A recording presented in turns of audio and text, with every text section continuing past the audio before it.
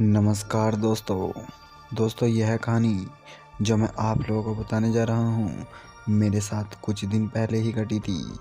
तो चलिए बढ़ते हैं आज की इस कहानी की ओर। दोस्तों दरअसल मैं एक स्टेशन पर कूली का काम करता था। मैं काम करते करते इतना ज़्यादा खुश था कि बहुत ज़्यादा, और मेरा दिन भी बहुत ही अच्छा बीतता था।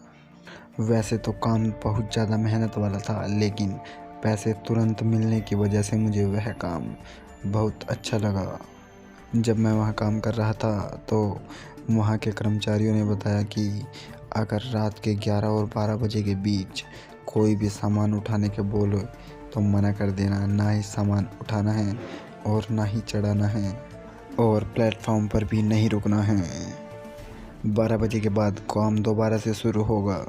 मुझे लगा शायद इनका कोई नियम कायदा कानून होगा, जिसकी वजह से मैंने कोई सवाल नहीं किया और काम पर लग गया। जब रात के 11 बजे की तभी सारे कूली प्लेटफॉर्म छोड़कर जाने लगे। मैं भी उनके पीछे पीछे चुपचाप चल दिया। मैं उसके पीछे पीछे चलती एक स्टेशन से बाहर एक चाय की टपरी थी, उस पर जाकर चाय पीने के लिए खड़े हो गए। तभी मुझे टपरी वाले ने आवाज़ मारी कि भैया तुम बाहर मत खड़े हो, अंदर आ जाओ सबके साथ, 12 बजने वाले हैं। जब उसने यह बात बोली तो मैं भी उनके साथ में अंदर जाकर बैठ गया। लेकिन मुझे यह चिंता सताई जा रही थी, आखिरकार हो क्या रहा है।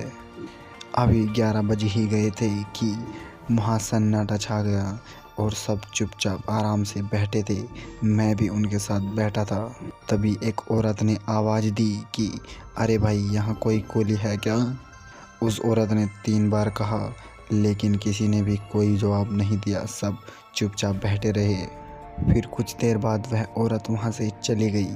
उसके जाने के बाद भी हम वहीं बैठे रहे जब तक कि रात के 12 न बज जाते। रात के 12 बजते ही हम अपने काम पर लग गए। फिर हम पूरी रात काम करते रहे। हम करीब 6 बजे अपना सामान उठाकर अपने घर के लिए निकल पड़े। हमने करीब 6 बजे तक ही काम करना था। घर पर आने के बाद अभी भी मेरे मन में रात वाली बात घूम रही थी। फिर अगले दिन जब मैं रात को दोबारा ड्यूटी पर पहुंचा, ठीक कल जैसे हुआ ठीक उसी प्रकार सभी कूली अपना काम छोड़ करके रात के 11 बजे उस टपरी वाले चाय की दुकान पर जा बैठ गए। और फिर से वह कल वाली औरत भी 3 बार आवाज़ मारकर चली गई, लेकिन इस बार भी कोई नहीं बोला।